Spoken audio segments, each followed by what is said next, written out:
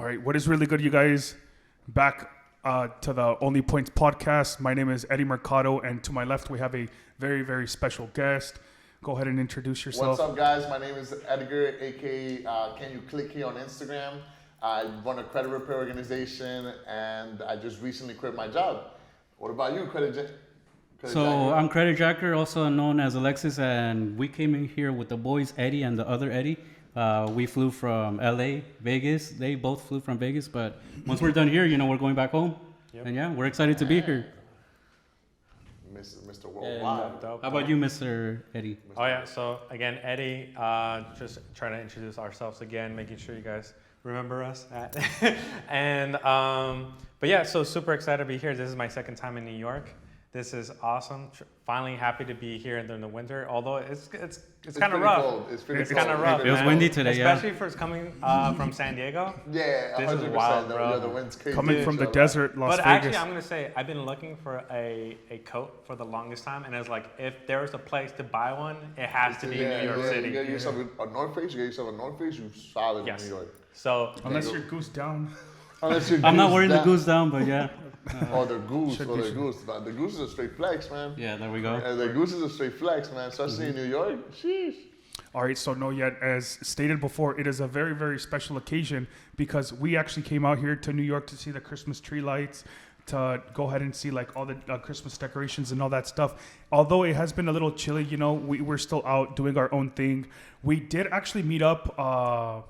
It was back in August, correct? In August. I don't necessarily remember the exact dates, but we met up with Edgar, and he showed us around. It was pretty dope. We got to see and know a little bit more about him. After, when was it that we each individually met you? Probably like April, man. Like we've been going back and forth through like DMs or like Telegram because of the mentorship group that we was all in. Yeah. Which one? It was the 8-week mentorship group. The 8-week, yeah, correct. So then basically we met there, and then, like little things, like we're all in the same space, so maybe I would DM them and be like, hey, like, yo, I have a question, and they'll respond.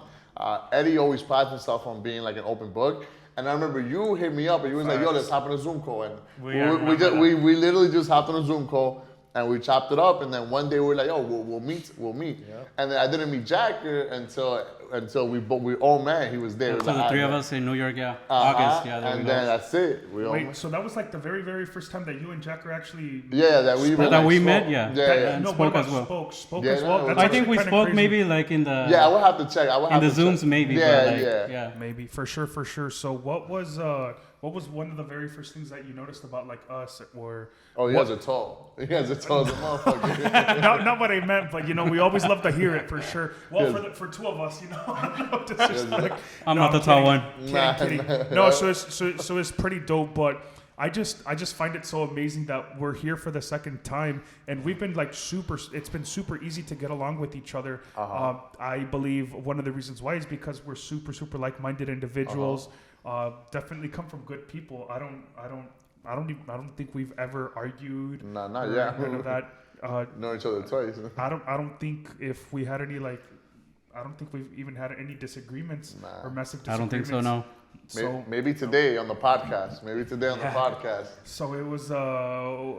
We can discuss that cordially for sure. Let's do it. But another one of the things. So that was literally like the only thing. So it was only through the mentorship.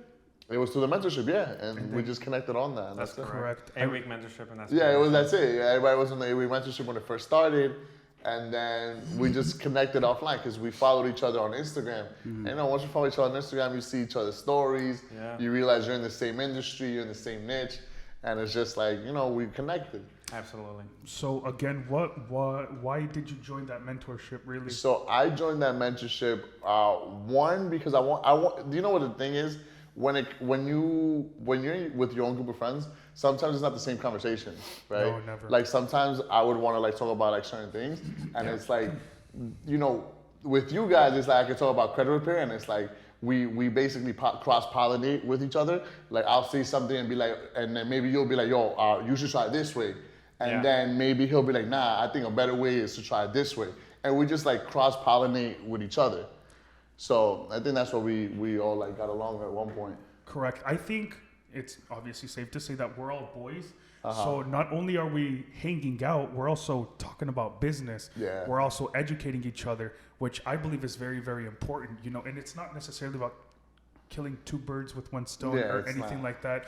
It's mainly and more so that, as you stated, conversations are different. Why can't you hang out with people that you can make money with if everything costs money? Literally, being here costs money. Yeah. Let's make money, you know, together, whether we came out here on a business trip, if we came out here for vacation or any of that reason, despite it only costing $5.60 for the flight.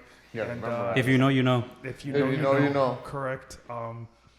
So you being in that mentorship led you to a bunch more people, I assume. Yeah, it led me to a bunch more people. Like, Who else have you met, and have you actually met any of those so other in people? in person, not a lot of people from that mentor. It's crazy though, because there was a time where they had a smaller group, and they allowed us to get into those Zoom calls, and that's where Renee was on it, like Gems, Mr. Credit Gems. He's he a was beast. he was on one of those, and we were chopping it up, and he was talking about like high level MS. And that's when I hit him up. I was like, yo, like, let's connect, blah, blah, blah. And just like Eddie, man, an open book. Like, he'll just tell you, like, yo, bro, do this, do this. That kid is gonna be No, one that of the kid's next gonna- one. He's special. Like, Yo. he's definitely special. Yeah. He's you ask him one question, you get the Yo, for three real. paragraphs. For real, for real. Like, he really like breaks everything down. So you met Mr. Credit Gems. Who else have you met? Well, I haven't met them like in person, Hey, that's fine. but one of the cool relationships that I made in that, and I always like Shout him out. I always look back at this, right? So it was at the time where I was like, yo, like I gotta get out of my job. I really want to go like feet first, like feet first into this like credit repair thing. I just don't know who to trust, because it's an industry where everybody does it unethically, but they put it out there, and all they put is the results. Right. And you're like, yo, why can't I get results like this? Yeah. And it's like, it's a little intimidating, because everybody tells you like the same method, like, oh, let's do factual, let's do mental too, and it's like, you don't know who to trust, right? Because everybody's doing some unethical shit out there. So what I appreciated was that in that group chat, he introduced me to Irene, Who did? Sean. Yep. Sean who? I know you were Irene's student. Yeah, so then Irene was promoting her like credit repair program on that chat. And she's very compliant. And, yo, and that's what I liked, and that's what I She's like. very I like the compliant. fact that she was super compliant. Like, she looks she looks and puts herself out there like the type that doesn't bend the rules, like does everything by the books, even if it's the hard way. And I was like, this is who I want to listen to. Yep. Right? So I bought into her program, and once you're in her circle, in her circle, I met somebody else called like Dustin the Credit Geek. Then I met That's a cool name. yeah, that's a super. I'd Dustin never the heard of Credit him, but Geek, that's interesting. Really, really dope dude. And then some other guy, Bruce Politano, and it all goes downhill. It all goes downhill. Like you meet one group of people, and then it's like they introduce you to somebody else. Yeah. And then so like Irene taught me how to run like an ethical credit repair company, and then Dustin was the one who really like fine-tuned my disputing. And then Bruce is really who's fine-tuning my automations and more of the disputing side of things. So it's crazy how it all went from that mentorship. You got to learn a little bit from everybody. Yeah. That's what I was gonna say. Yeah. So every person that you meet is like sharpening your skills. In Yeah, one way or like, another. exactly, bro. Yeah. Exactly. And it's just like, it speeds up the process just because you're talking to somebody who's done it for so long. So it's like, you can look at it from like, oh, let me go out there and Google it and do the trial and errors and probably take like 3 years to learn this information. Yeah. Or just spend a couple of $100 and learn from somebody, and maybe like in a week or two, you learn all that information. Like, and it's interesting. It's interesting. So long story short, you're cutting the learning curve. You super cutting the learning curve. Yep. Perfect. So you joined the mentorship. You met a bunch of people, and that led you to.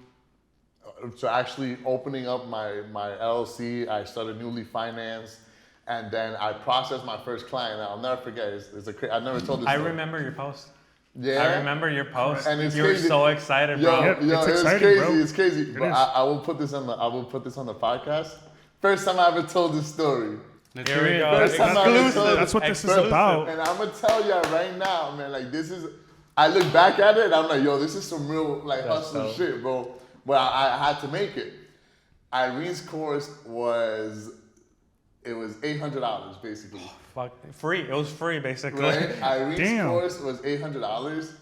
The only reason I bought, I had my eye on it. I was like, yeah, I'm gonna buy this shit. My sister referred me to a client. I charged him $800. I didn't even know how to do credit repair. Good. And then I used that money. I bought the course, and bro, I'm telling you, that's the first client that I got first results. And luckily, thank God, I worked this credit report. Everything went in your way. Everything Let's went, go. bro. It was literally like he sent me. He was like invoice sent. It's funny And then I because bought when it. you trust the process, it happens, bro. It It I had happens. no choice. I had no choice. Yeah, I had no choice. exactly. I was like, I'm gonna follow what she says, and because it doesn't make sense. Like you have to understand, it makes sense to us because we've done credit repair, right? Yeah. But then when you look back at it and you're like, yo, how the fuck am I gonna get something removed off somebody's report by sending a letter in the mail?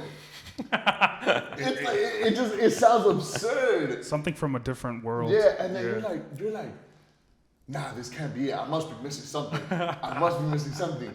And it's like, nah. I have a very similar story when I started credit repair, but I'll tell you later, bro. I send those It's letters funny. out. I got some. It's crazy. I send the first round of disputes out. Stole letter. So bro, I was like, fuck man. Then I sent the second letter out. I got like one thing removed, like a personal identifier.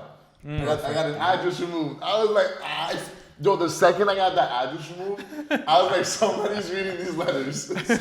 Somebody's reading these letters. Bro, I sent the third letter out, deletion. Fourth letter out, deletion. Yo, I never looked back. Yo, I'm telling you, at that point, I was like, who the F needs credit repair? Like, You're right. No, yeah, most definitely, because you know what? Your very first client is always going to be your hardest. It's like your first pancake. It's the very first time that you like wanted to like walk. So you really, really grow like this like belief system. Like, Yes. like yo, because this is possible, all I have to do is like replicate and duplicate it now. You know? Like 100%, 100%. Yo, that was fucking nuts, man. Like, and it's crazy because at the time, right? I always like this quote. It's like what was it? Life never makes sense when you're looking like at it forward, but the dots always connect when you're looking back at Where it. it's correct. So it's like it's crazy. It's like I could have been scared and I could have like not believed in myself and been like, nah, it's not gonna work, and never bought that course and still be trying to read the free content on the internet, and I would have never finished a client. That's almost like you drop shipped a client for a service. You know? It's called drop service. They do this thing, drop Oh service. Drop my service, yeah, God. correct. Drop What? service. I've It's never called heard- drop service where, like, let's say on Fiverr. There's like Oh, a- I know what you're talking about. Yes. I know what I you're could talking go about. out there and be like, oh, guys, I am the greatest at making flyers for corporate events. And then you just hire somebody else for a You cheaper drop price. service it. You drop service Yep, it. yep. People think I'm doing the work. I get the reviews and I just pay them down. Well, Fiverr. is it kind of like that if you run your own team? Because Technically technically, speaking, kinda. hey, that's a Technically. freelancing employee. Yeah. Yeah, that's Yeah, kinda- but it's- You're my it's- employee when I choose to hire you. That's what it is. That's what Yeah, it I is. mean, I guess it depends how you put it out there. That's why I was like, I never heard of drop service. service. It's like, what the hell is that? But it's you're arbitraging. Yeah, That's what yeah, it is. you- You're you just- arbitraging your services. I guess the difference is how you position it to the client. Like if you tell them like my team's gonna take care of it, and your team is just some guy on Fiverr, it's a little like You know, people do that for credit repair too. Let's say you don't want to do the whole credit repair thing. You just post things on, You outsource, and then you can hire me. I'll tell you, I charge 1,500, and you go out there charge 2,000, Yeah. and then you just pocket the difference. Yeah, it's Perfect. just like passes, man. So you just heard like a quick way to make money. There you go. So one quote that I always love from Mark Cuban is, nothing in this world is worth more than a good night's sleep. So I use that for everything in my life. So as long as I know that I'm out there sending the clients letters on time, doing everything by the books, doing everything that in my power I know is what's best for the clients to get them results, then that's really what keeps me motivated at night. Like I can go months without results, but as long as I know I'm doing everything in my power, that's what keeps me up. Like I try not to get discouraged when I see like other people like get results or get more results than me. Cause it's like, I know I'm doing the best the best that I can, right? And everybody's on their own lane, everybody does their own things. Absolutely. So actually, I want to go back to the beginning, a few years, multiple years, to the beginning of Edgar's life. I want to go. Oh, that far back? Okay. Yeah, we're going way back. Let's So, go. so it's gonna Let's tell us your history. You're basically. all right, so upbringing. basically I was born in Ecuador, all right? Oh, you're Ecuadorian. Yeah, I'm Ecuadorian, The man. homie, Renee is Ecuadorian. There we go. That's good. No. Ruiz. Ruiz. Oh, I thought Jen, I was like, Y'all got to link. Y'all got to meet. Yeah. yeah, so basically, I was born in Ecuador. I was in Ecuador until I was like 5, 6, 7 years old. The only reason I even came to this country was because I wanted to go visit Disneyland. And my mother had already taken my sister to Disneyland. So she's like, yo, I got to take you. So we go and we go to the United States. Like we got our visas and everything. My dad was, I think, like 10 minutes late from picking us up, and immigration caught us. This was like, I think it was around 9/11. So everything was strict. So immigration took us in, and they basically took our passports. They gave us a court date that was like 6 months ahead, and we were gonna miss like enrollment in schools and everything. So my mom was like, screw it, we're gonna stay here, right? During this time, my dad and my mother actually broke up. So my mom was alone in the United States, and she went to church, and she told the priest, she was like, yo, like I feel like giving up. Like, I just want to go to Ecuador because we had a better life in Ecuador. I want to go to Ecuador and I just want to like give up. And the priest was like, no, you're going to fight and you're going to raise these kids as American citizens. So ever since that day, she never looked back. We never went back to Ecuador. She enrolled us in school here. I learned the language in like 6 months. And then those is what I really like to call like kind of like the dark years, because you're kind of like shielded because you're a child, so they don't really like show you a lot of what's going on in the background. Absolutely. But sometimes as a parent, it's hard to like shield you from everything. So one moment that like really triggered everything to like that I have to go on overdrive was one day I came home and lights were off. Like the lights in my house were off. It was just How old a are you? candle. What grade? Bro, I was probably like in 5th, 6th, 7th grade, bro. Gotcha. So And you it's do like, remember. and it's like the lights were off, and there was like a candle, and ever since that day, like we took the bills away from my mom, right? So I took on like odd jobs at the time. I used to do like flyers for like hand reading companies for $5 an hour. The lady never paid me. She paid me the first time, and then nothing else after that. Let's find her. So then She knows we're coming, so she can tell the future. yeah. So then I started working at schools. Then I became like a bus boy. This is like towards the end of high school. I became a bus boy. Then I started working at Radio Shack, then T-Mobile. And then that's kind of when I started doing like the whole social media thing. Did you, sorry to cut you off, did you ever go to college? Graduate high school, go to college? It's crazy. I graduated high school. I went to college, and then I got kicked out of college because I don't know why, I had like terrible grades. So I got kicked out of college. I tried to reapply for college like 2 years later when I was like in a better like state of mind, and they denied me. And mind you, it wasn't even like a crazy school. Like it's LaGuardia, and LaGuardia in New York is like anybody can get to LaGuardia. Like everybody, like if you have like It's a beggar. it's like the guaranteed route to college is LaGuardia. They denied me. They kicked me out. I paid 1 month semester cash. It's like 3 G's. And I fucking failed another 2 semesters. And then they kicked me out. And then I tried to go back in. They didn't let me in. So I was like, you know what, screw it. I'm gonna just work my whole life. I ended up working at T-Mobile. Became a manager like a year in. What age are you at when you started working at T-Mobile? I was 19 years old. Because you just like recently quit. Yeah, so I was 19 years And old. how old are you now? I'm 27. Nice, congrats. So I was there like 8 years. No, it was 7. No, it was like I just turned like I was just turning 20 at the time, like 19 something. So I gave that company like 7.5 years, and throughout, I mean that's really what allowed me to like invest in mentorships and like do all these things. Yeah. And recently I just quit, bro. I like it's crazy. I went in there, and I was so upset because Ecuador was playing in the World Cup. And I was upset because all my loved ones were like in a bar drinking, and I had to come to work. So I went in there, and I was just like, yo, fuck, I can't do this anymore. So and I told my shorty, because I always tell my shorty, I'm like, yo, like, I think today's the day. I always say it like fucking around. I was like, yo, today's the day Yeah. And she would always be like, nah, like you could. It's like your little soliloquy. Yeah, it's like she was like. So this is like recent. This is like 2 weeks ago. Damn. Right. Yeah. Oh wow, I yeah. haven't even made 2 weeks as an entrepreneur. What day is it today? Today's December 4th. You've been an Today's entrepreneur Sunday. for a while, bro. No, wait, today's my second week. This happened 2 weeks ago. Second week. This There happened you 2 go. weeks ago. So I go in there and I text my shorty. I was like, yo, like, I think today's the day. Normally she reels me back in, but apparently she was drunk because she was at the bar I had just left. And she was like, And she was like, yeah, you know what? Yo, do it. So she put the battery in my bag and I was like, yo, you know what? Like, let's do this. I took my manager to the back, gave her my keys, and I'll never forget. She was like, Edgar, is this your 2 weeks? And I was like, nah. oh, this is my This is 30 my seconds. This is my right now. Like I'm walking out this door right now, and I'm never looking back. And I was like, I don't care. Like I don't care if you mark me as rehireable, not rehireable.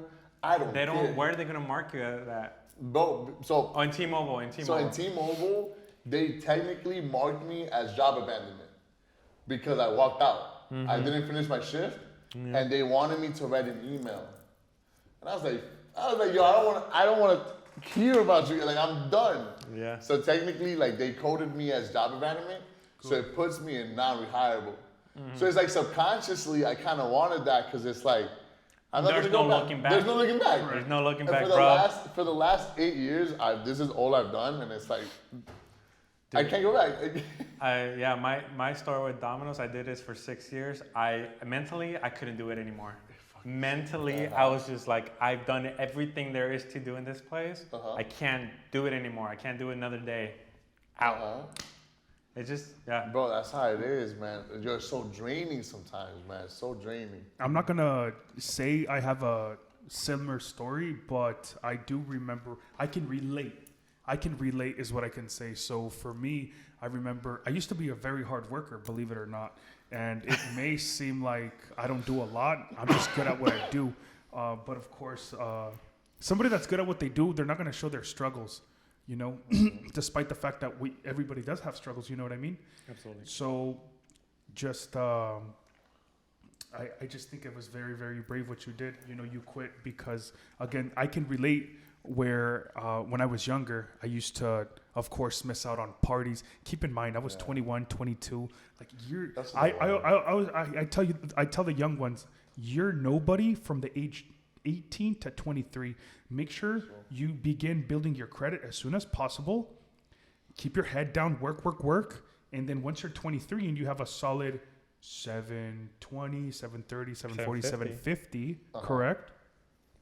Apply for a bunch of credit and begin investing, because I want to say when you're 23 years old, that's when you can make conscious investments. And with all the resources, with YouTube University, with a bunch of entrepreneurs, of course, some of them are very difficult to trust. Be careful with the snakes in the grass. I actually decided to quit 2 jobs because I was working at a hotel, and I was also working at Gallo in Livingston. I was working in the biggest family-owned winery in the world. Right. And I was working in the biggest plant. Now, it might sound special. My job wasn't anything special. My job was simple, but it was more so like it was the task where we couldn't proceed until I completed my job.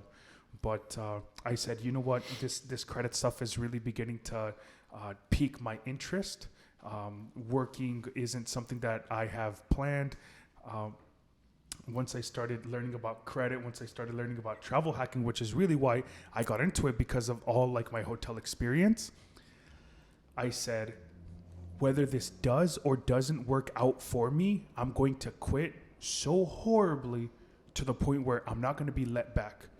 And I will admit, the first 3-4 months, I got into debt. I got into debt and I wasn't making money.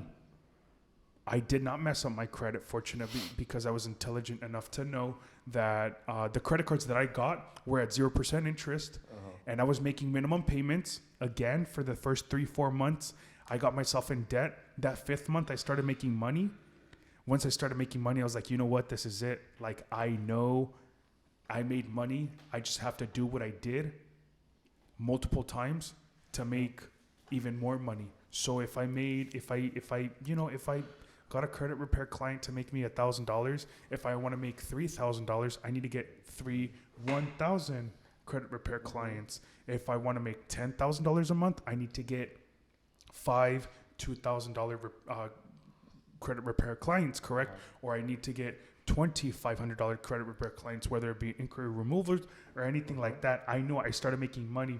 Once the money started flowing in, it was really like, you know what? I'm super glad, and it does take courage. What do you need? Absolutely. Speak on it, bro. Eddie Speak knows on a it. lot about to say it courage. now? Of course, Yeah. every podcast, every A word. brief rundown. Okay, so basically, this is a big shout out to Sean Adams, one of my mentors and business partners. Great guy. So this does not come from me at all. But one of the biggest questions that he ever asked me is like, what does it take in order to be successful in life, or just in anything? If you whatever you determine whatever you want to be successful in, it only takes one thing, you guys. That one thing is courage. It doesn't take money. It doesn't take knowledge. It does not take God-gifted skills. It doesn't take anything. If you do not have the courage in order to start to take action towards that thing, you're never going to do it, right? So if you want to be extremely wealthy, if you want to be, let's say you have a lot of money, right? It's going to take courage to still invest that money. So if you don't have the courage to invest the money, you hoard it, guess what? You're going to run out of that money. Correct. So if you have no money, but you don't want to take the time and the courage to literally believe in yourself and go through YouTube or university and learn as much as possible, start generating a little bit of income and just literally believing in yourself, you're not going to be successful. So no matter what it is, if you want to go and be good at picking up girls, guess what? It takes courage to get up and go talk to a pretty girl. Most definitely. Right? So whatever you want to be successful in, it just takes courage. That is the only thing it takes. Exactly. Perfect. I agree with that. Now, not to squid it all the way back, but Edgar, I did have a question for you. What's You up? said your mother took your sister to Disneyland, and she said that she wanted to take you. Did you want to go to Disneyland? I don't remember. Okay, I so don't remember. because I get like my only question is because I wanted to go to Disneyland too, but this is the question. Ready? Did you grow up watching Disney movies? Yeah, I did. I remember seeing Okay. faintly seeing like Lion King and things like that. Okay, I watched a lot of Disney movies. So the reason growing up why I always wanted to go to Disneyland is because I always thought these movies were magical. So they said Disneyland. As a kid, you just think, Disneyland has to be magical. And it's really just like, if you're under 18, don't watch this. Disneyland is just a theme park. There isn't much magic unless like I have friends. I have a sister that she has to go every quarter, every 3 months. To me, Disneyland isn't as special, but for kids, I understand the need and the want to go to Disneyland. So it's just I feel like you're getting flashbacks right now. Did you ever make it? Yo, bro, I thought you were gonna say like I went to Disneyland, Mickey Mouse fucking kidnapped me. Nah, I don't remember even going, honestly. No, so yeah, I that's something that I just really wanted to ask you, and then but yeah. But yeah, so actually, so the next that leads us to you got into this, but why credit? Why you're doing credit repair now, correct? So I forgot who said this, but somebody told me, he's like, if you don't know exactly what product to offer your clients, don't worry, because with time, the more value you put out there, eventually your clients are gonna ask you like, hey, do you offer this? Hey, do you offer that? So it's like, don't worry like about knowing what you want to offer. Your clientele will eventually ask you for it. So I remember a couple of years ago, I posted, it was like on my 24th birthday, I released my first ebook, and it was like 5 things I wish I knew before I was 24. It was the first time that I had put anything like any digital product out there. And one of the things that I spoke about. Did you charge? It was actually free. It was just but my goal was to get That's emails nice. and then Free retarget, information, guys. and then retarget them. But I never ended up retargeting anybody because I didn't know how to do it. So I didn't know how to do it. But now you know. Yeah, now you know. I Look, didn't know how to do 3 it. years later. So one of the things was about credit, and people would ask me like more and more about credit. So I started making content based on credit, mostly like on my stories, like Credit Gem style, like Correct. on my stories. And then people would ask me like, hey, do you do credit repair? Do you do credit repair? Hey, I have these Victoria's Secret credit cards that got charged off like years ago. Do you do credit? Everybody got that. Those are my favorite. Everybody got that. Everybody got that Victoria's Secret, that Macy's credit card. There's actually this funny post that my guy Cam posted. He was like, yo, you got to get rid of that Macy's credit card. Just pay that 20%. Because up front, they'd be like, yo, we'll give you a 20% discount if you apply. He was like, yo, pay that 20%. Just don't even apply for that card. Absolutely. Yeah, so people would ask me, and then I would be like, I would go, like any other person, I would go on Google, how to do credit repair.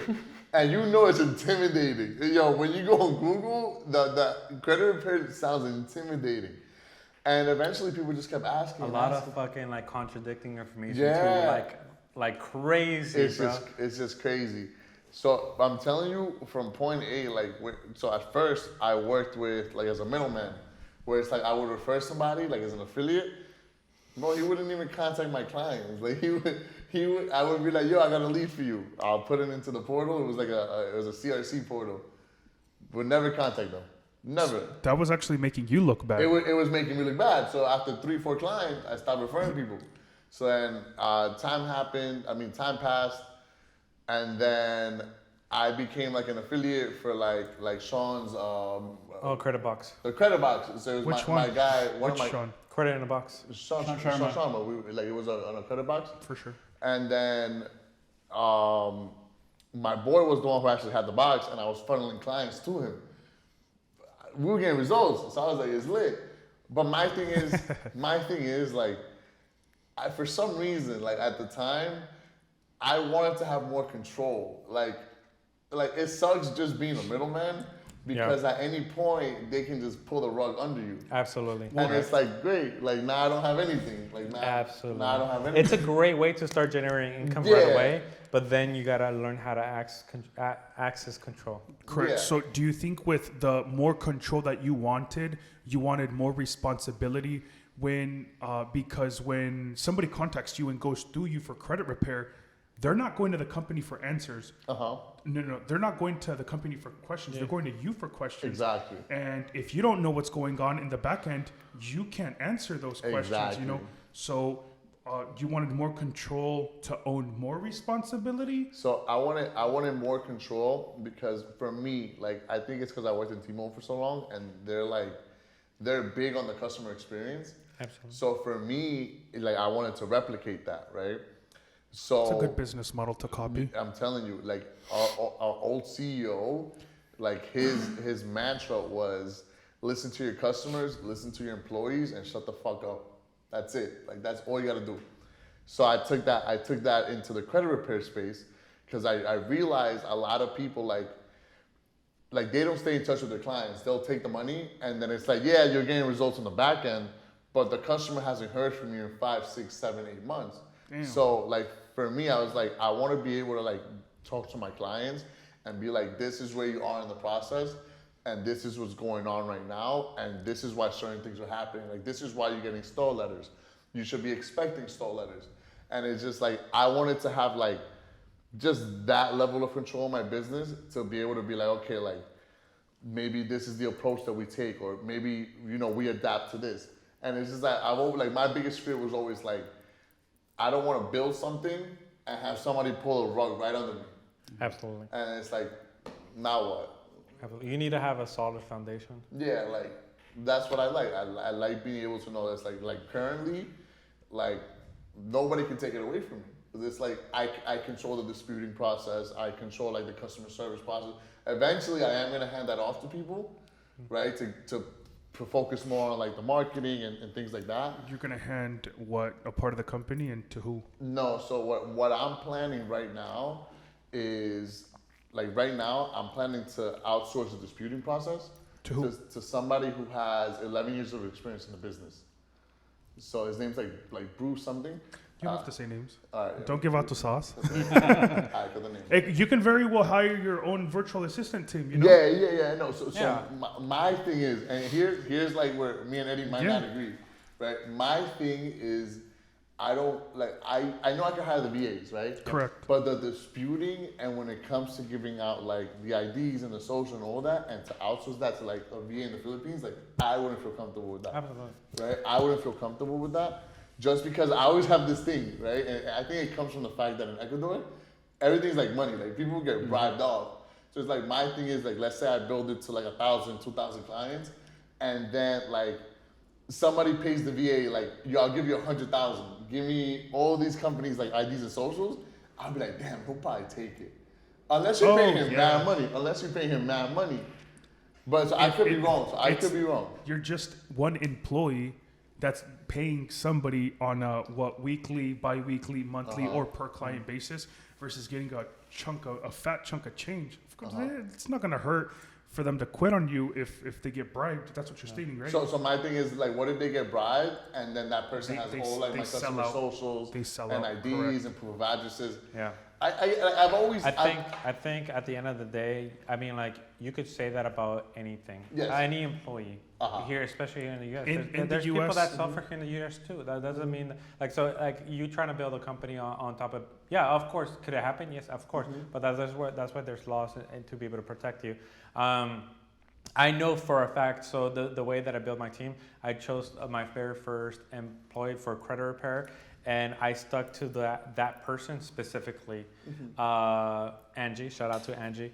I know for a fact I could put my life on the line that she would never do me dirty.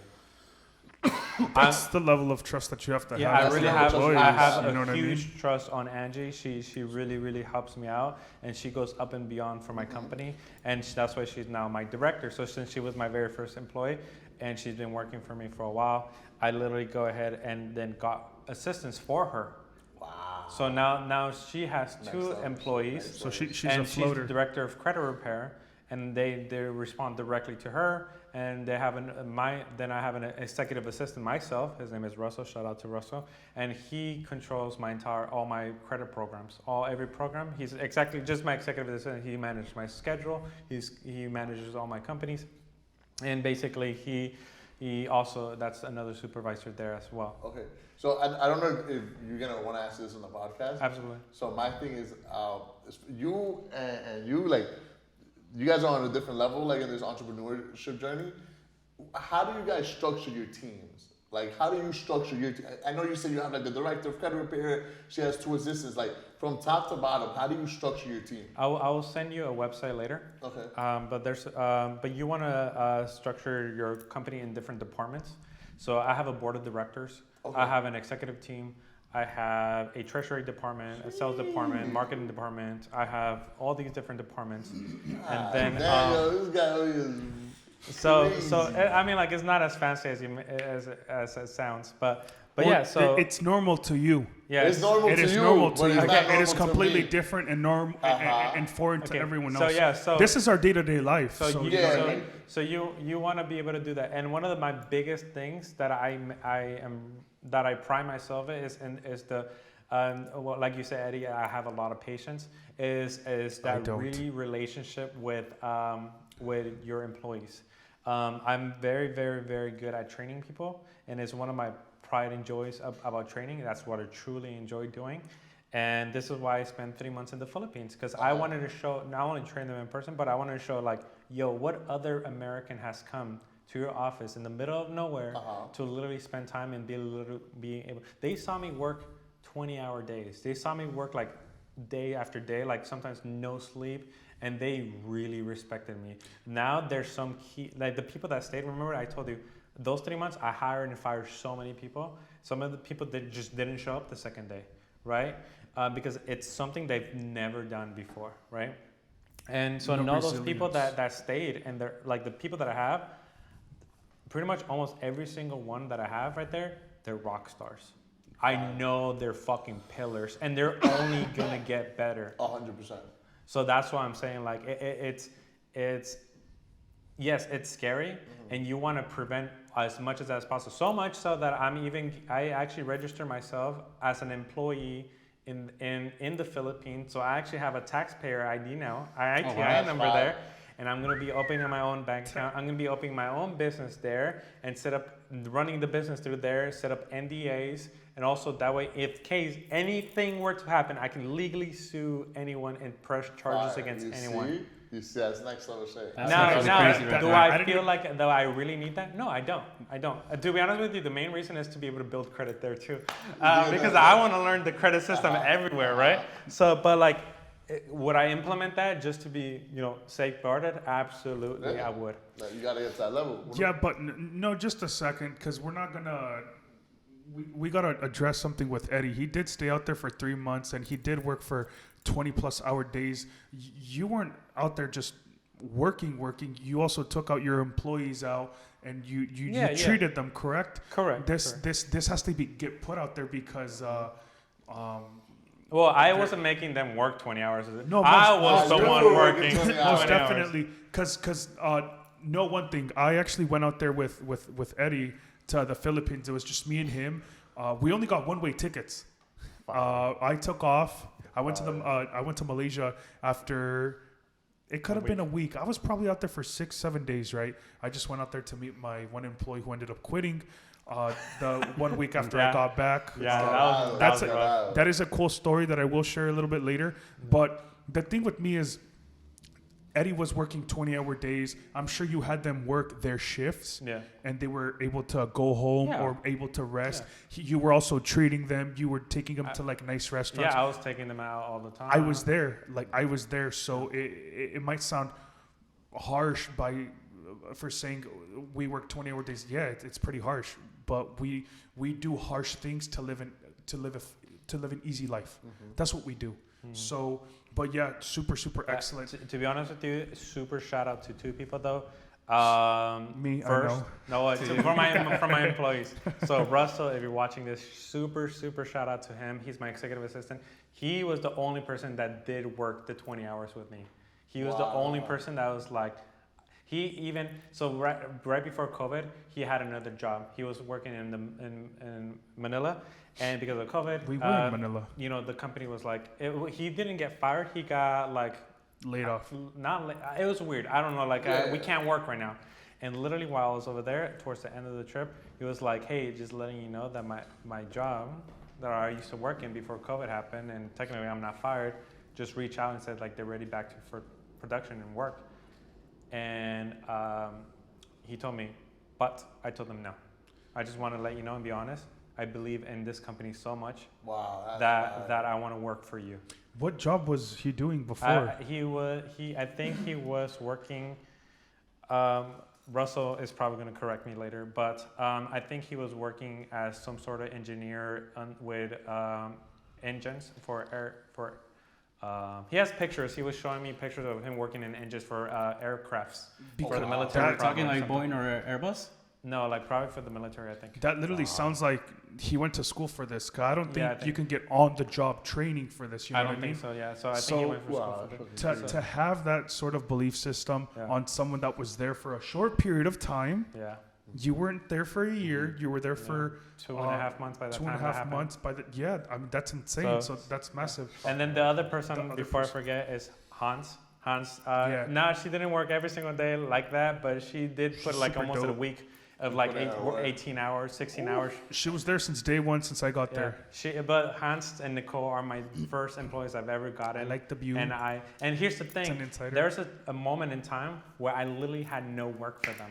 Because they started doing this and it didn't work out. So I was like, hey, let's repurpose you to do this now, right? And that didn't work out.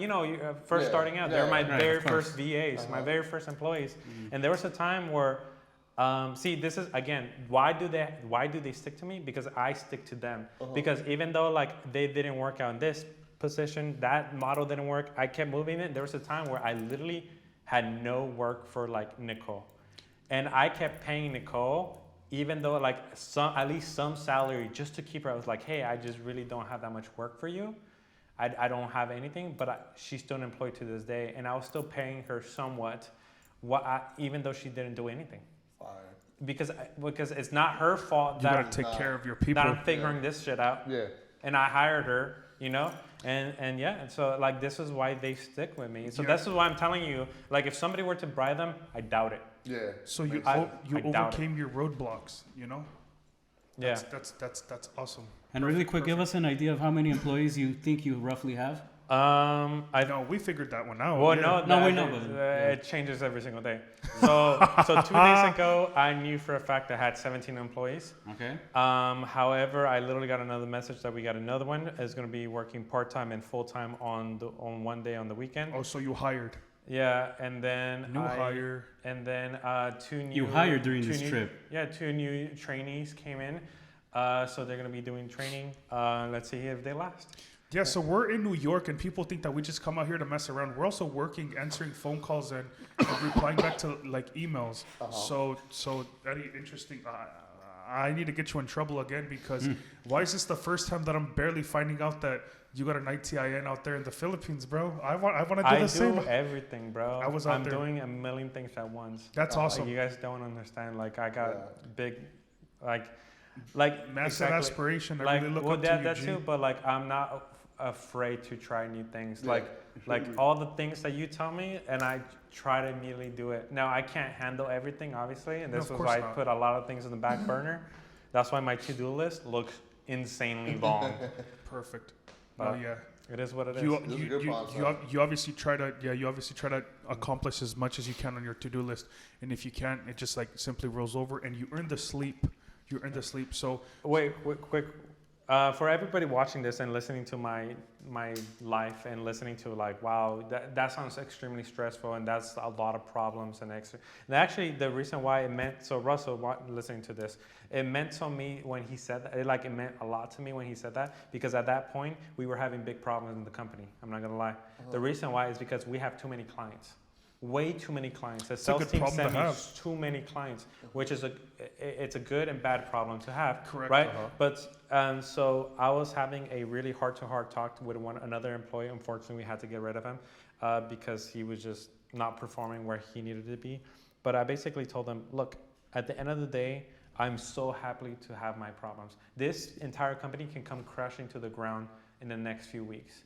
But I rather have these problems than looking from where I came from. I've seen my friends get arrested, do drugs, get killed. Would I rather have this life, poor me, I have too many clients, or hey, dude, I had a rough life and now I'm incarcerated for the next 15 years because I was doing some stupid shit with my friends and I fucked my life over. Yeah. What problems would I rather have? My problems. And I'm blessed to have my problems. You guys don't understand that your problems are such a blessing to have, especially us that we're entrepreneurs. Yes, our life is stressful. Yes, there's a lot of downsides. Yes, do I get shit sleep? Yes, I get shit sleep. But I'm very happy and I'm very proud of my life because of what I'm able to do. Because of our lives. Because of those phone calls when you get to hear a client, man, you fixed my credit. I'm finally able to buy that house. Hey, you fixed my credit. Now I'm finally able to buy that car to take my kids to school. And dude, that feeling when you get deletions, like today I got, again, Angie, credit repair team, you guys been fucking awesome. Every single day I get screenshots of just massive deletions. So I'm like, fuck you, let's go. Let's go. I'm super proud of my team and what we've been able to accomplish. Yeah, actually, can we scoot this way, you guys? A little bit. I'm trying to look good for the camera. Perfect. But yeah, man, that's why I'm super happy to do what I do. Yeah. So every once in a while we look at each other like lunatics because especially me because I start laughing. We'll be walking down the street. There'll be Christmas decorations and stuff, and I'll start laughing. They'll be like, "What are you laughing at this time?" And it's always for the most random things. I gotta add. 60% of the time, it's because of the life that we live. Yes. Honestly, yeah. Yes. It's because of the life that we live. 60%. The other 40. There is a legitimate answer that we won't be discussing. Unfortunately, it is a private life thing. But 60% of the time, Eddie, what were you saying when you hit the Singapore airport? I told you it's gonna be one of the most beautiful cities you ever hit. Yeah. I'm gonna cover your question in a little right after this story though. Okay, so this guy's waiting at that anticipation. Okay, so this has happened to me multiple times now, but the most recent time that it hit me was when after leaving Philippines after almost 3 months, I was like, let me do one quick pit stop at Singapore because my boy Eddie went there and he said that he loved it. And it's like, and I obviously trust his judgment. So I was like, I'm pretty hard when it Yes. comes. I so grade if harshly. Eddie likes something, that is legit. That is like a true. That's Michelin star approval right there. There we go. So, 3. So he's like, I gotta go. So, and especially I told my parents, I told my family, like, I'm already on the other side of the world. I'm already 16 hours ahead. Yeah. You might as well take a little, like a small 3-4 day. And you're coming closer. Yeah, And you're coming closer. Yeah. So I went. I flew to Singapore, landed. And there's this super long hallway I gotta go. Like even those escalators are flat and they just make you go faster. Right. The treadmill escalator. Yeah, the treadmill. I was like, I was doing get so your many steps of those. in. And even that hallway was just beautiful. Big giant screens. You saw the advertisements. It was nice. So and then literally I'm walking with a bunch of other people and I just start laughing. I just start like smiling and just start laughing out loud. It's joy. And it's pure joy of knowing how the hell did a kid from immigrant parents from the United States living in the ghetto come to live this. How the hell am I here, bro? Yeah. How am I here? we go. What the hell? What? That's why I always ask you. This is why we want to ask everybody, all our guests, what was your life? Because all those small decisions, all those life experiences led you to where you are All right the now. dots. All the dots. All the dots connect looking backwards. Yeah. Man. All the dots So connect it looking is, backwards. and it's just a wild thing to look back and be like, dude, I'm here. I'm here. How many of my friends from elementary school can say that right now? Yeah. Perfect. I don't think a single one can. Yeah, growing up, low-key, I was the class clown. I don't know if you guys can tell, but I think you still are. I was gonna say I haven't changed, but my pockets definitely got fucking bigger and deeper. Excuse the language. No, so yeah, most definitely. Thanks for sharing that story. It definitely always gets me. So the way I structure to answer your question, he talked about credit. I'm gonna go ahead and talk about Amazon FBA, which is my biggest stream of income, of course. The way I structure it is I do American things with my own titles. And it's not that I try to avoid titles or anything, but of course I have my players and then I have my floaters. So in layman's terms, my players are my employers and my floaters are my general managers, right? It's just I only have one general manager. My general manager for Amazon FBA, if you guys know anything about that, I'm just going to briefly talk about it.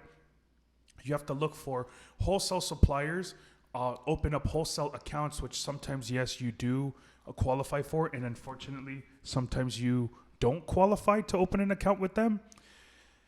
Once you open up an account with the wholesale supplier or the manufacturer or a distributor, they will send you a catalog or they will send you a spreadsheet of all their items that they have available. That's what one player will do, one employee will do, and the second job is for my other players. I'll have them do product research. So once they get catalogs, they will use specific tools and Chrome extensions to do product research to see if these items are profitable, correct? The way I structure, I have one floater, I have two players that are looking for wholesale suppliers and manufacturers, and I only have one player that is doing product research. The player, and it's kind of messed up because I will admit this, it might sound a little harsh, but the player that's doing the product research is the one that's extremely overwhelmed. Why is that person extremely overwhelmed? Is because it is an easier task than to open wholesale suppliers, which means which makes sense as to why I'm doubling down on having more wholesale suppliers than product researchers, correct? But how does that make sense if I can't purchase inventory unless the items are profitable? Well, I have a long history. I have a spreadsheet of profitable items, of items that are replenishable, and I have my boys from Houston. Shout out to them; they know who they are. And then I also have connects and personal relationships with wholesale suppliers that handpick items for me. So I have my replenishables, and my store only scales if I find new wholesale suppliers. So I'm going to go ahead and explain that again. I have 2 employees that do product I have 2 employees that look for wholesale suppliers and distributors and manufacturers. They open accounts, and I only have 1 employee right now that does product research. And then if you remember, I said I have a floater. That floater is my manager or my general manager. My floater knows how to do both tasks. When my employee that is doing product research falls behind, which no pronouns, they are behind. The floater jumps in, correct? Now you might ask me, oh, why don't you just hire another employee to do, another player to do product research? I will, and I am. I'm actually in the process. I'm in the middle of a mentorship because I do mentor and coach on how to do Amazon FBA. That's also going to make me hire an additional player to do wholesale and to open up accounts and do product research. No, not product research. To open up wholesale accounts and manufacturer accounts. Why? Because if you think about it, if I had 2 product researchers and 1 person opening up wholesale accounts, the 2 employees doing product research are going to smash and crush these catalogs and spreadsheets. And this person over here opening up accounts is going to have so much trouble opening up more accounts. If this person isn't opening up wholesale accounts, the 2 employees doing product research don't have a job. Mm-hmm. So that is how I structure my business. Okay. I myself am a floater. When wholesale suppliers and manufacturers and distributors require to speak to the executive manager or the person that's responsible for making financial decisions, that's me.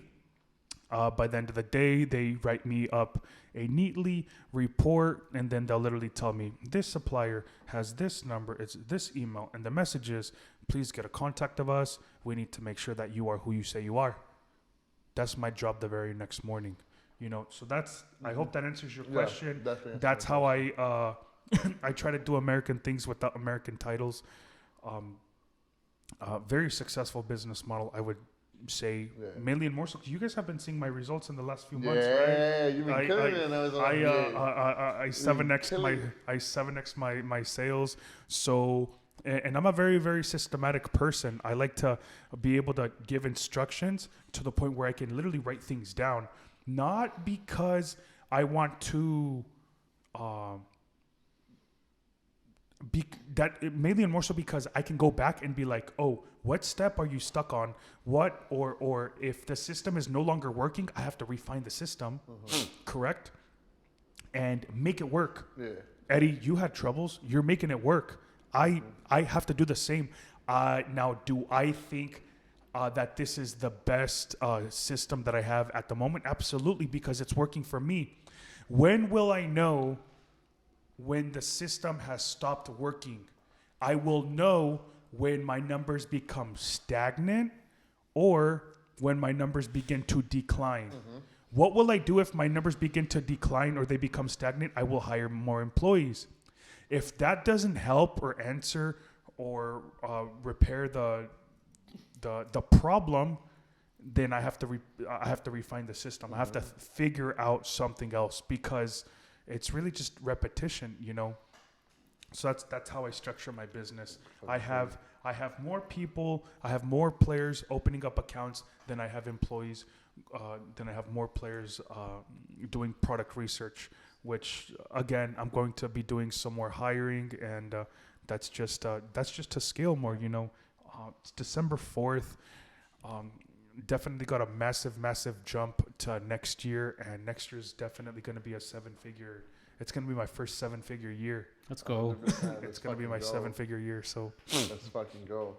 Yeah. There you go. So actually, one of the things that you're mentioning with increasing the employees and everything, one of the best ways or easiest ways to notice or be able to analyze this is through bottlenecks. So first of all, you're basically trying to notice what is the bottleneck in your service if everybody, just for those of you guys who are listening and don't know what a bottleneck is literally like this a soda a bottle. Yeah. And you see how it tapers down. Uh-huh. Or well, Tapers if you up. have so Tapers in whichever way. yeah. So if you have a flow of water, like for example, you have orders, you have clients, you have whatever, you're trying to notice what is the thing that is causing the most restriction to that flow from beginning to end, right? And then you go fix that, and you, let's say, like for Eddie, will get more employees. Well, you just made the neck of that bottle bigger, and then you're gonna find out that there's a different bottleneck now in a different department, and now you're gonna go fix that issue.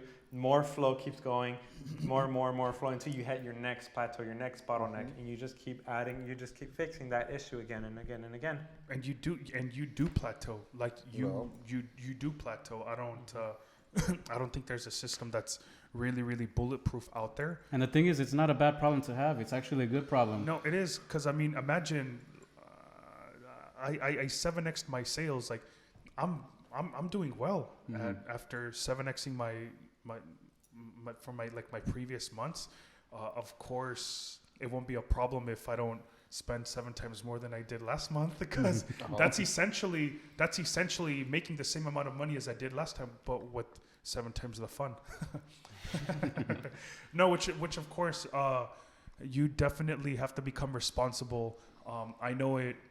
We live a fun, enjoyable life, but the vast majority of the time we're busy. But we work for the luxury of time freedom, and there's that. No. So I know prior to this, Edgar had posted a question. let's see. Let's take a look at your his Instagram, fam. We said Let's see if it's busting. It's probably watch. we wanted to see if anybody had some open questions. Oh, yo, we got some 2 good questions right here. The first one is ways to liquidate a credit card. So I'm gonna let you start off with that one because I think you got the funnest way to do it. Perfect. I'll follow up, and then the second question goes for everybody. It goes. So we all gonna answer it. It goes. What makes your company brand different than the competitor? That's actually pretty excellent. So how do you liquidate a credit card? There's definitely multiple methods, but I would say for at least my line of work, I would say definitely go with somebody that's reputable. For Amazon FBA, I would say partner up with them. Have them.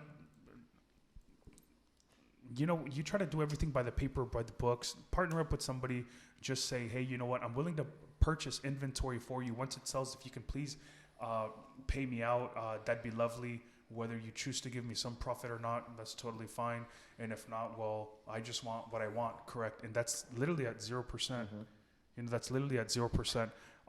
To my boys that have, I'm not even gonna lie, one of my boys got approved for the Chase Sapphire Reserve. He got 17.4K till this day. I can't let it go. I got approved for that credit card. I only got 10K. That's so I did tell him, if you ever need to liquidate that credit card, I'm willing to do it, and I'm willing to pay you a 20%, but that's ridiculous. 20%. Whoa. Damn, I did say 20% because at the time I was buying something that was making me 33%. So imagine I was about to make 13% on like 15K. I wasn't gonna max out his credit card either, but I mean I might pay out a good 4 or 5%. Imagine 4 or 5% of 15K is it's a pretty cute number. It's like $400 or $500, 100%. So that's me being generous. Do I offer this to as an open book to everybody? Absolutely not. I have to know who you are on a more personal, intimate level, but that's about it. That's at least how I would. There's other methods that. So I think the best method, personally, best. For me personally, right? Where it's personally. it requires the least amount of effort, and you're basically just breaking even at that point, and you don't have to leave your house, you don't have to do anything. Is buying groups, right? Couch a mess. That's a good one. Buying groups is basically there's companies out there that run sales, right? These sales could be 20% off, a Nest camera, right? The problem is that they know a lot of people are gonna buy these items with the intentions of reselling them to make a profit on the margin. Of course. So what happens is these companies, they put out an ad that they'll be like, oh, anybody who buys this Nest camera that's on discount for 20%, you can ship it to this address and we'll refund you the exact amount via cash. So you could get all the spend on the credit card. So let's say, for example, you're trying to meet a minimum spend of $2,000. You can just hit these buying groups and just buy anything that's on Amazon. They'll have Nest cameras, like Apple AirPods at times, Apple pencils, and you just buy them, you send them to these companies, and they'll pay you out in cash. You literally, it doesn't take more than 3 minutes to do these Amazon purchases, especially once you have the credit card set up on file and you have their address set up on file. It just becomes a question of submit. So I think that's the best way. Now let's get on to the other question. And No, just a second, because there is a bit of you did that a little too fast. Do know in the event that might scare you, never forget that you're purchasing inventory with your credit card. Yeah. So your money's protected, and and Amazon always has the customers back. 100%. You know, you can something that's very important is the tracking. Everything's always tracked, and like I said, because you purchased this inventory for and you're shipping it to a completely different address, your money's always protected. That scared me at first. Yeah, the That buy was groups. scary. The buy groups are scary, Because but like slow. literally you send it because of my first item, it got sent and they said like they never received it. And I was like, what the hell? That's a bad way to start. Parlayed. Yeah. Parlayed. And I was like, what? And it turns out that Amazon didn't deliver it because they couldn't find the actual location or something like that. So they returned it back to you? So they returned it back to Amazon. I got credited back my money. And I was like, woo! You know? But Big then sweat. they updated their address and everything started working fine. I did like a few ones. I did a few $1,000s, but then decided this is not the method for me. Yeah, like it's not for everybody. It's not for everybody. If So it's, like if you it's, just gotta find. I think it's for like a couple $1,000s. If you just need to liquidate like 2-3. 2,000-3,000, Yeah, it's easy. I'd say maybe 5,000. Gooch. But if it's like 15, 20, 25, nah, you 100%. you need to do big dog. Big MS. dog Amazon. Big dog Amazon. I said big dog MS, but yeah, that's what I referred. Big dog Amazon. Actually, so the person that would probably do the most MS here is Is this credit guy. jacker. Honestly, yeah, like buying groups is still a good option, you know, but again, it goes back to the same thing. If you're looking to do like 15,000, you know, you probably want a lot of accounts, and even then, you know, like, do you really want to put all your money into this company that could maybe, you know, like not pay you out, you know, because I've been into 2 groups, buying groups. It's one of them is MYS. We might censor this, we'll see, but it's one of them, and you know, like MYS? sometimes they've been a little bit slow. I'm not gonna lie, and it's scary, you know, because you have a lot of money on hold, especially if you have a lot of accounts running, and that's the thing, you know. But yeah, there's plenty of buying groups, but yeah, Wait, solid option, you know. So that company is solid, or they burned you out? I still sell to them, but like I go to another company. It's called Buy For Me Retail. That's the best one. Yeah, that's honestly the best Buy one. For Me But they don't have as much deals as the other ones. Yeah, that's The the other other ones thing. Yeah. have the lucrative deals, but I really like ours Buy are For gonna Me bring me out. Retail. It's super clean. It's like a nice The system. interface is The clean. And they interface have is clean. ACH. And MYS they does have not. ACH. Yes. Yeah. Ooh, Perfect. Whereas- Oh, and then the second question, you start off. It's what makes your company brand different than the competitor? Yeah, I know for a fact that what makes my company different is the fact what we're willing to do for the client. I do have a lot of clients, and I actually just got another client like this where they do not want to do anything.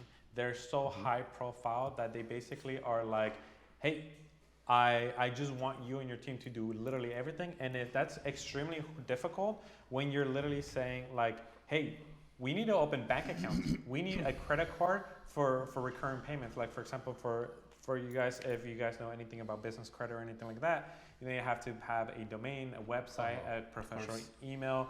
Like, I'm not gonna put my credit card down because that's gonna be a monthly payment on my credit card every single month, right? And that's gonna happen. That's gonna be for the rest of the life of the company, right? So they have to put their credit card down. So like, and then here comes the trust issues, right? Like, do you trust another company with your entire credit card information, right? So, but yeah, there's quite a few people like that, and that's what we're willing to do because that, and you know, we don't take that many clients like that because it is very hard. Yeah. Because then you gotta call banks, you gotta open accounts for them, pretending to be them, and that's kind of unethical. And it's like that's why I'm like, I would have to get like a power of attorney. Yeah. And it just gets messy, and I Super really messy. don't want to do that, you know. So, but we're literally able to, again, we're trying to get better every single time. Maybe there's a way to literally do this flawlessly, and I'm trying to figure that out. Put systems in place to make that happen. But yeah, that's what we're willing to do for clients. And I know a lot of companies are not willing to to 100%. Especially not in this industry. No. Not in this industry. No. And it's because, especially with business funding, it's hard to guarantee results because a lot of people's credit, first of all, a lot of people don't even understand credit at all. Yeah. So like for them to then perfectly have a great multiple year track record of really good credit history, it's really hard. Again, why? Because most people don't know what they're doing. Exactly. So, There we go. but yeah, so that's what makes our company different, for sure. What about you, Jay? Yeah, honestly, like for me, I focus a lot on credit, some on travel hacking, and we also do FBA here. But for me, like one of the things that I think I do best is credit. And don't get me wrong, there's a lot of good credit gurus on Instagram. Like I'm not gonna name any names. They probably know who they are. But honestly, like I have also been into some what do you call them, close friends. I'm not gonna name names as well because no need. But honestly, like at this point, some of them are like borderline, garbage. A lot of it is pork, or it's like things that have been recycled many times. Like for example, like if we're talking about these credit gurus that they say that they know how to MS. And they talk about like Visa gift cards, like everyone knows that, come on, man. Like, Throwback. So I think you should definitely mention, if you're trying to get into this space, definitely mention Baller Busters on Instagram. Make sure you guys follow them because they put a bunch of furus on blast. Yeah. I got a disclaimer about that one though. The only disclaimer I do have about Baller Busters, again, nothing against you guys. Or that person or whoever it is, I personally know someone who they attacked once, and it was an issue because what the issue was that there was scammers creating fake profiles of him, and they were pretending to be him, and they attacked him thinking it was him, scamming people. Saying that he's fake and everything like that, and he got really pissed off. I know this because he was one of my very first connections, and his name is Chris Choi. Chris Choi is an Airbnb genius, or he does luxury Airbnbs, and he makes a lot of money doing that. And I know for a fact that he's not capping because I seen his credit. And even on his personal, you know what? I'm not gonna talk. I don't want to get trouble with him. But let's just say that he's legit. Okay. He's legit. Perfect. Stamp of approval. So stamp of approval from Eddie. I approve of him, big time. So I know, like that's why he came out on Baller Busters, but I know for a fact that he's legit. And again, I'm like, you're not gonna find out about everybody through social media. Exactly. They're gonna get it wrong eventually. Yeah. So it is what it is, but I think it's still a good source to look at and be like, be skeptical. Again, at the end of the day, here's the thing. A guru can work for some people and it cannot work for others. Yeah. It's definitely not a one size fit all. Exactly. Yeah. Exactly. So, but yeah, I mean, just closing up, like I was getting back, like these people that you see on Instagram, like honestly, like most of it, let's just say half, right? Like half of the credit gurus that you see, like most of it is just pork at the end of the day. And like I've actually done these things, I've tested these methods out sometimes myself, and some of these methods like are local, like some of them have died, like nothing lasts forever, right? Because why? Because you live where? Well, I live in LA, right? So like LA is still like a very hard city to MS, but again, like you can do it. You just have to know, the ins and outs, right? So each city has their own ins and outs. Exactly. There we go. And not a lot of people or these credit gurus will tell you, you know, these local plays or their top secret plays, you know, because there are. And one of the reasons why I say you don't. I don't. Hell no. One of the reasons why people don't release them is because it's money makers. And honestly, at the end of the day, you know, manufactured spending, you know, if it gets around to everyone, you know, like it's gonna die eventually. And burn out. that's why sometimes people like in the credit space, like if you ask them like, how do you manufacture spend, you know, like they're gonna give you like the basic, you know, Visa gift card, you know, which is like with holes, yeah. very difficult, you know. They're not going to give you the direct. They're not going to place. give you like the what we call in the MS world the unicorn, right? Where it's also another word is couch MS, right? You know, they're not going to give it to you because one, It's you have to valuable. like you have to give value to them, and maybe they'll give value back to you, right? So again, you know, like Eddie knows that I'm in this MS group and Massive. I've done big volumes, you know, and More we're than talking half a about like mil. basically more than half a mil. Volume. I'll burn you out that much. He's done more than a half a mil. He wants to burn me out already. Yeah, no, let's Half a not mil. talk about that here. Yeah, But remember like that. Big- again, you big know, like value. no need to talk about that play, you know, right? Because so again, you know, and the reason why I say that it's like a good MS play is because it's limited to, let's just say like 20 people, 25. no, like 500 people like total, but like Holy. but people in that group do big volumes. We're talking about like a mil plus a year in MS So alone. you're definitely halfway there. I know I'm still in that group. So again, you know, like God damn. like not only knowing this MS method, like for me, like not only is it like a big thing for me, but think about it. If these people are doing 1 mil a year in MS, you know, like you can learn a bunch of things, and I have learned a bunch of things. You know, there's plays, you know, that I've learned in these groups, and honestly, like it goes back to your net worth. Your network is your net worth, you know. So that's very important, you know. So I did pay to get into this group because it's not free, right? You know, like these people know that they have a very solid MS group, but honestly, to me, it's already like I've already gotten my ROI back, like 100%. I don't know how many times, shit, but you- too many times. You paid for our hotel today with the MS points that you made there. Yeah. Tell me what We're you're staying saying. at this room at the Equinox Hotel, and I kid you not, it's like 1,000 plus a night for I- this room. I mean, I'm just gonna go ahead and say I've been halfway around the world. Yeah. I've been into so many hotels that I literally stopped posting the hotels that I stay at in the week, during the week, in the weekend. Nah, I posted this hotel because this hotel is definitely the best hotel I've ever stayed at. What? Honestly, yeah. It is. Yeah. The best It is hotel I've very ever nice. stayed at is called the Equinox in New York City, Hudson Yards. Yeah. It's that good, and I know Eddie and Eddie certified. it's Eddie certified. That's how you know that is that good. Yeah. I'm telling you, the reviews here are legit. Yeah. Should we talk about why it is Eddie certified and why that holds value? That's definitely going to be a different topic for sure, because this was about the let's- homeboy. Let's rewind back to this guy. Let's come back to the travel side in a bit. Okay, sure. Okay.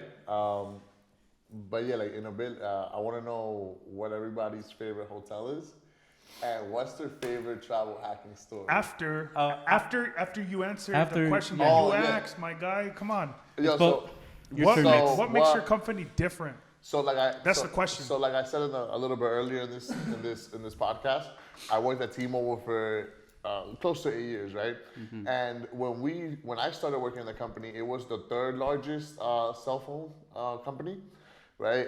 It was actually the fourth. It was Fourth, yeah. it was actually the fourth largest Behind Sprint. behind Sprint. It was behind Sprint, behind AT&T, What? behind Verizon, and Hold on, time out. Sprint is doing better than T-Mobile. well, They're this was in merged. 2015. We actually bought them 2015. out. We bought them out like 2 years ago. This was years back This before was they years merged. back. Yeah. I was gonna say how. Not current day. Not current How? Yeah, day. so They're already merged. They're done. Why do I still see Sprint stores? because they're T-Mobile stores. It's T-Mobile. The T-Mobile store. So Damn. basically, what they did, right, and it was something that the CEO at the time pushed, John Legere. He was always like, "Yo, listen to your customers, listen to your employees, and shut the fuck up," right? And he always talked about like targeting industry pain points, where it's like what the competitor is not doing for the customers, that's like your opportunity, Yeah, right? So it's like we were at a time, like there was a time before where everybody had different data buckets, right? Like some customers, you would sell them the 2 gigs, the 4 gigs, the 6 gigs, right? T-Mobile was the first company that said, screw all that. we only offer one thing and it's unlimited.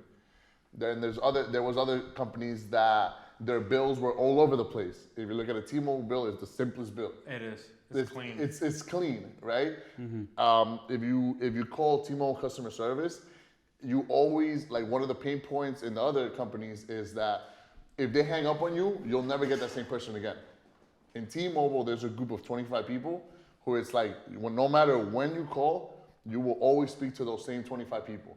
So if you call back and you're like, oh, can I speak to, so-and-so, they'll transfer you to so-and-so. It's just small things like that. It's small things like that. So then I took that whole idea and I was like, how can I implement this into the credit repair space? Let me look at customers' pain points and let me see what I can do better. Pain point number one, the lack of communication. So usually from what I personally saw firsthand when I was putting like the customers Affiliate. when I was putting customers, like when I was an affiliate for other companies, one, like I told you, the first guy never followed up with them. They never even making me look bad. Lack of communication. Two, doing things. Lack of commitment too. Lack of commitment too. Then it's the tactics that they would use to get results. So from what I've learned, I've only been in this industry for about 2 years in the credit repair space. What I've learned is that what's known as like the credit sweeps, they're actually something that came out like 2 to 3 years ago, where it's like you pay a lump sum amount and they'll sweep everything negative off your credit report. And I recently learned that it's something that came out recently. And technically, if you follow Crow, you're not allowed to promise like customers results. Like you're not allowed to guarantee results. And you're not allowed to insinuate results. Like you can't, like you're allowed to show them like, this is what I've done for previous customers. You're not allowed to be like, oh, these student loans, I can definitely take them off. Nope, you're not allowed to do that. So basically, that's one thing. I pride myself on doing everything ethically, right? I may not get as much results as some other people, and I'm telling you this much, but I promise you, I do everything ethically by the books, right? Okay. So that's the second thing that separates me. The communication, and that would be it, honestly. Communication and morals. The communication, the morals, and one small thing that separates me is I didn't like the friction that I would get with customers, where it's like you have to have, you're paying me for the credit repair services, and then you're also paying a third-party company for the credit monitoring. And if I don't have that credit monitoring, I can't do my job. So for me, I was like, let me remove that pain point. Let me just go ahead and do that as like an added value for the customer. So whenever I talk to customers, I tell them like, hey, like my company is one of the only ones that actually provides, we have a partnership with Smart Credit, and we provide the customer every single month a progress report, right? Or like a credit report. And it's automatically included. You don't have to pay anybody else. You just pay me your monthly fee, and that's it. Like, because you charge monthly. I charge monthly. That's another thing. Like, smart. I don't charge lump That sum. is I don't intelligent. charge lump sum. I do monthly. I do consultation and then a monthly fee, and then that's it. That would be the three main ones. Like I'm super customer focused, do everything ethically, and I just try to hyper focus on like the whole customer experience from beginning to end. Like every system that I have in place where it touches the customer's inbox or it touches the customer's cell phone, I know exactly what every message that goes out says, and I like that communication that I have with them, like just understanding that whole process, and like you said before, just finding those bottlenecks where it's like, okay, like what step are my customers getting stuck on, mm-hmm. and how can I make it easier for them? Absolutely. How can I make it easier for them? And it's just, I think that's ultimately what separates me. I'm not a big fan of believing that, oh, just because somebody else's company is doing better than mine, that I can eat. Because there's an abundance in this world. Like, everybody in this world can run a successful credit repair company and they can all make money. Like that's just my thing. And absolutely. I learned this from one of my mentors. He's like, if the reason why he teaches a lot about the credit repair industry is because if the credit repair industry goes up, right, and more people trust the industry because more people are doing things ethically, then everybody makes more money. Because one of the biggest pain points in our industry is that nobody trusts us. Nobody trusts us. Yep. It's like, and it's ridiculous because people with nothing to steal don't trust us. Like, come on. Bro, like, what am I gonna... Like, Who's gonna want to run your report?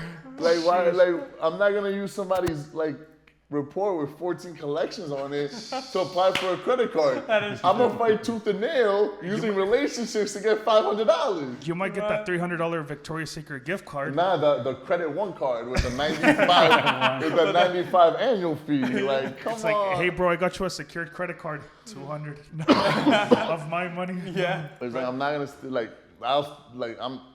well, what am I gonna steal at the end of the day, man? Like, Nothing, bro. Exactly. They're the most untrustworthy. yeah. Because they're Like the merchants don't even trust them. Man. Like in this transaction, you are the least trustworthy out of all. Because you have a history of not paying on time. This is so funny. This is why, for business credit purposes, this is why credit repair industries are one of the most high risk companies, high risk industries because of the clientele. Yeah. Not because of the company. Yeah. No, because of the bad payment history, they're afraid of chargebacks. Yep, correct.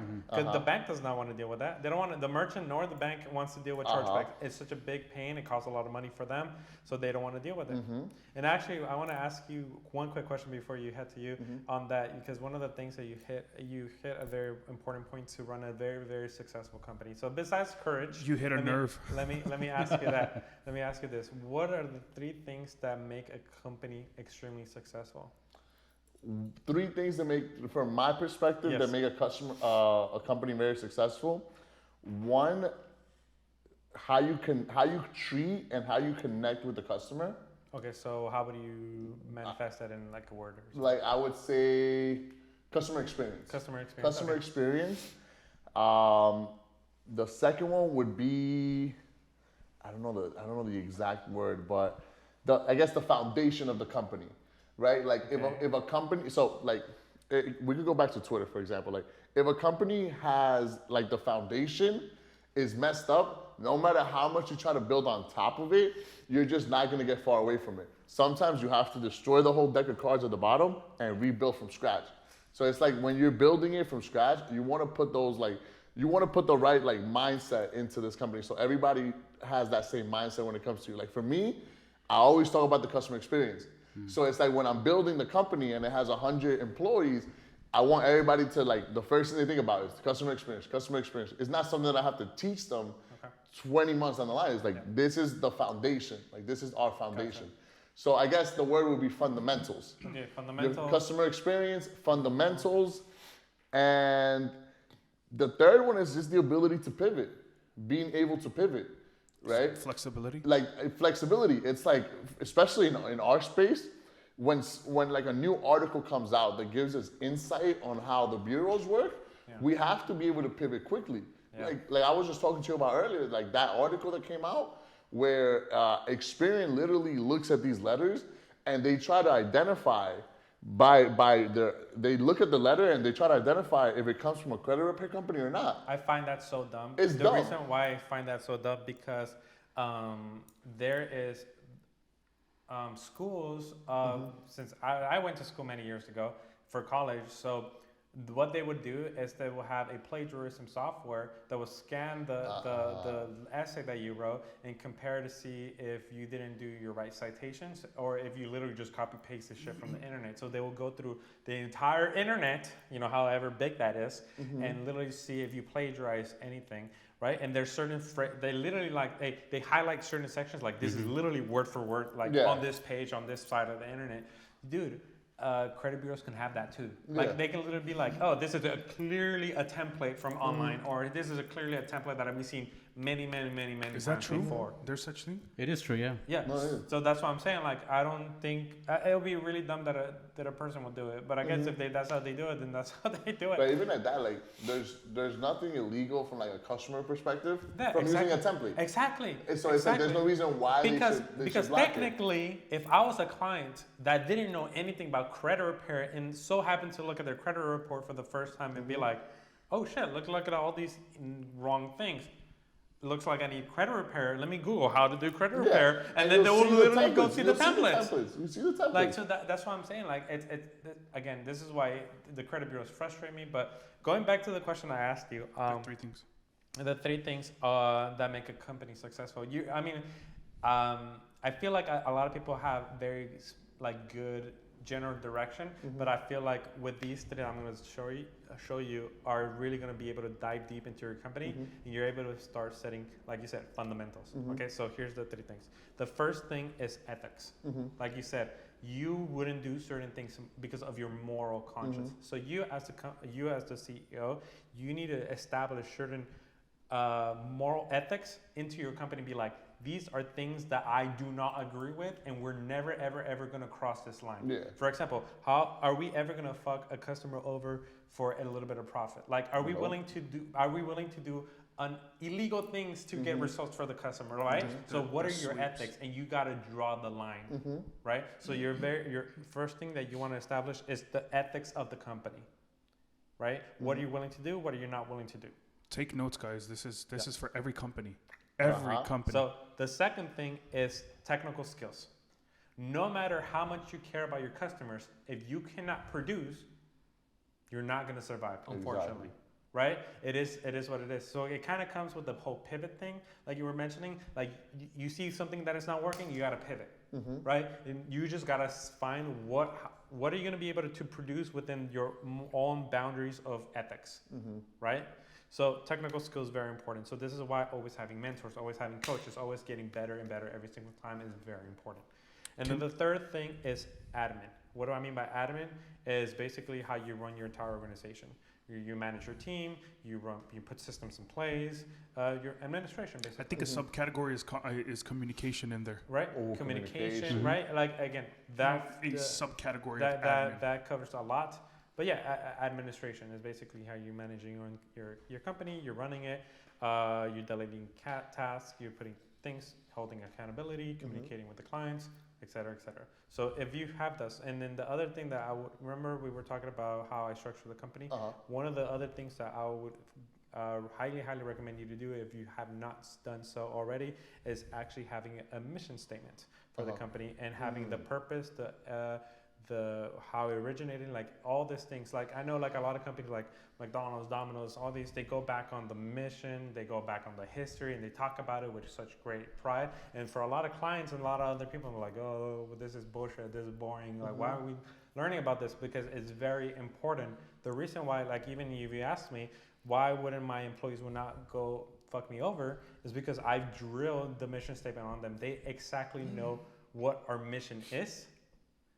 I can literally send you my entire mission statement. It's like a paragraph. It literally dictates why does Sky Credit Enterprise exist, right? We're here to provide value to the people in America. We're here to be able to do all the amazing things that we want to be doing at the end. Be able to provide that car for that family. Be able to provide that house. And I literally show testimonials and look at you guys. These are the things that we're doing for people. This is the goal. So if you give them a goal and you see them, these are the results of our hard work and labor, guess what? They're going to come to work more determined to be like, I believe in what we do. I believe in our mission. Like, for example, again, Russell decided not to go back to that nice job because he understands the vision. You see, so if you start implementing that, you start building your team, and you start telling them, like you said, customer service, that is my strong ethics, and that is what I believe in, then they will, and you tell them why, and you should give them the results, you give them mission, they're going to understand. Because you don't want to start giving them rules for like, why are you telling me this, right? You don't want to just be like, hey, I want you to at this time, at this, I want you to do X, Y, and Z. But if you don't tell them why that means to them, why is that important to the mission statement, then they're not gonna follow you. That makes sense. That makes a lot of sense. So It's a good, very starting checkpoint. The mission statement. Yep, it's very, very, very important.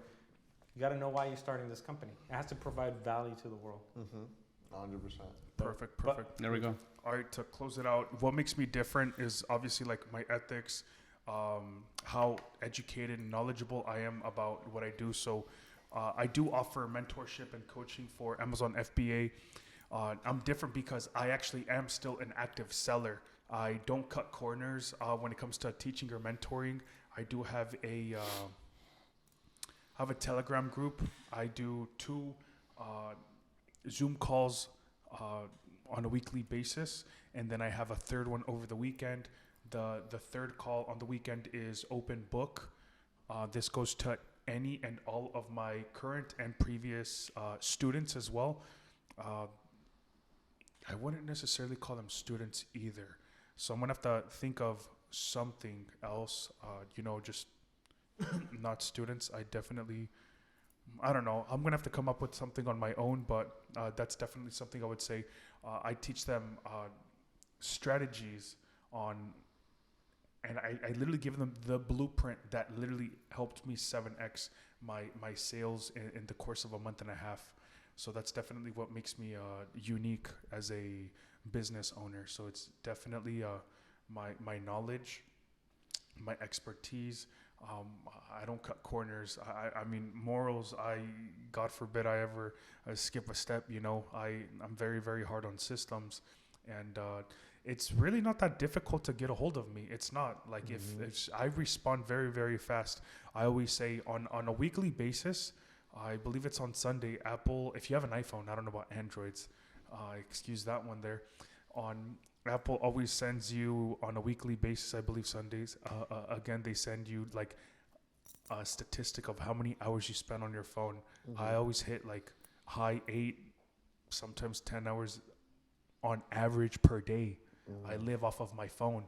So at the end of the day, if I don't respond to you, it's not because I missed your text message. It's because I chose not to respond. But if you're my student, you obviously have priorities. And any of my students, my students are constantly giving me shout outs. Go ask them questions if you really, if I'm good at what I do. And don't think that just because you hit me up, I will take you in as a student. I turn down students, as you guys may possibly assume. I turn down students. I turn down people. Why? Because just as much as I might not be a fit mentor to you, you might not be a fit student to me. And that's just facts. I will go ahead and say that. That's definitely what makes me different. And yeah, just go ahead and close it out. This was, I believe. do got to give you a good shout out though, myself. Like I think out of everybody, out of all the people I met, you're one of the few that does respond ASAP. Oh yeah. You respond really fast. Yeah, you do respond really quick. You do. Yeah. And that's actually, I'm gonna say this out loud. Like that is something I myself, I'm working on myself personally. Going back to the whole issue, I have a lot of clients, and one of the things that I am missing is like constant communication, because my phone is being bombarded. And then guess what? I still got to do all my personal life things too. Yeah. Right. And I got a daughter, and I got a family I got to take care of. So it's like, what if? And it's like, what if you're dating around? I know girls might think, "Oh my God, he responds fast." No, this goes to everybody. You ain't special. Kidding. No, but yeah, I definitely pride myself on that one, that responding fast. the other one is you're actually doing what you say that you're doing. Yeah. A lot of people, and especially in the Amazon, on the e-commerce space, it's either complete fake screenshots, or like they used to do it, but they now make more money teaching people how to do it. Yeah, that's fucking bullshit. Which, I mean, like, if you make money teaching it, great. I want you to make money teaching it, absolutely. But like, you should still be doing your the craft that you're Correct. teaching. 100%. Correct. Yep. Yeah, and I haven't posted a screenshot of my sales for the month. I don't necessarily think I have to, or in the past week, or in the past this, or in the past that. But to whoever would like to see them, just go ahead and send me a message. I'll show you. People don't say the nicest things in my DMs. I do have my boundaries. I always, whenever I know that's nobody has to tell me. I know I'm respected because of that. I don't reply to all my DMs. I really don't. And if I choose not to reply again, it's because I chose not to. Because and that's because I have my phone with me 24/7. I have my boundaries. You always have to ask me how my day is going, and that's when you get a response. Yep. That is when you get a response. If you don't, if you just say, hey, like normally when I post about the gas hack, people be like, I need the gas hack. What's the gas hack? And it's like, good luck getting it out of me, you know? Like you just burned yourself out right there, little cheapskate. But yeah. That's actually, here's the important key note for everybody to listen. Besides, obviously, every single time you guys are about to message Eddie, say good morning, introduce yourselves. Yep. But here's the thing. You carry yourself and you demand respect a certain way. And even for me, as your friend, I think I can clearly say that we're good friends, really good Most friends. def, more. Right? You spend the night in my apartment. So here's the Overstaying at hotel rooms. here's my thing. Even myself, I make sure to note, like, I gotta tell Eddie good morning. If there's a time where we stop talking for like maybe 1 or 2 days and we ended a conversation and I try to ask you for something, I would say, hey Eddie, how you doing? Real quick, blah blah blah blah blah. Because why? Because you're demanding people are gonna treat you how you treat yourself. Correct. So if you expect a level of respect, the people that stay around you are going to maintain that level of respect, right? Until you change. Correct. So I got to hand that to you. Yeah, super good. He's super good at that. Big time, yeah. So there's safe to say I have very, very strong morals and dignity. Like what's his name? Like Scarface said, I don't break my balls for nobody. That's obviously I learned that one at a very, very young age. I think that wraps up this podcast. That's it, Definitely, Edgar. At Can You Click Here? Thank you guys so much Thank you for having me. us. Thank you for hosting us. Thank you for having me. You guys are always welcome. By the way, this is his office, you guys. Yeah, this is his office. This is nice. I really wish you guys can see the views The outside. of We're New about York to go City. see it after this. Correct. And thank you so much for the coquito, something I wasn't supposed to have. But yeah, most Like definitely. Dr. Thank you guys so much. Thank you Yo. guys for joining us. Peace. Peace. See you. Later. By the way, the best hotel I've ever stayed at is this one in Vegas, and it comes with 2 dogs, super nice, 2 dogs? Frenchies. Yeah, bros.